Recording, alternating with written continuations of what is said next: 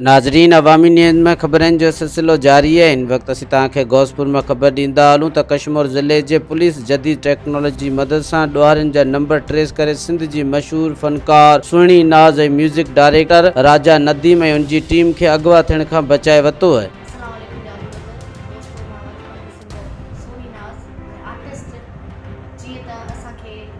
जबान नाले सां प्रोग्राम ॾिनो हुयो जे असांखे एडवांस 5000 रुपया मोकिली तय थियो 20,000 में ऐं 5000 रुपया असांखे एडवांस मोकिली। तव्हां प्रोग्राम ते अचो कश्मीर ऐं कंदकोट जे विच ते तव्हां अचो हिते अधी वारो फाटक आहे हिते उन जॻह ते तव्हां प्रोग्राम ते अचो।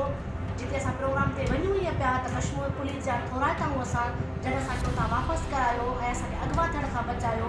उन्हनि नौजवाननि जी महिरबानी जिन असां साथ ॾिनो ऐं मां वॾी वधि खां वधि शुक्रगुज़ार आहियां कश्मीर पुलिस वारनि जी जिन असांखे अगवा थियण खां बचायो ऐं SP साहिब जन जी ऐं उन्हनि फ़नकारनि खे मां अर्ज़ु थी कयां जेके फ़नकार शिकारपुर कश्मीर कंदकोट या घोटकी वञनि था पंहिंजे मुंहं सां निकिरी पवनि था। ख़बर नथी पए बसि पैसा कमाइणा आहिनि। जी मां वियमि मां पंहिंजी पहिरियों ॻाल्हि कयां बसि पैसा कमाइणा आहिनि इहा मूंखे ख़बर कोन्हे त वञण खां पोइ मूंसां हुते छा थींदो इहा मूंखे अंदाज़ो बि न हुयो।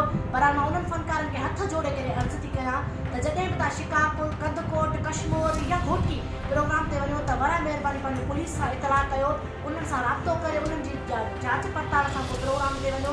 अहिड़ी रोज़ी खां बस भली आहे जंहिंमें माण्हू जो सिर मिले।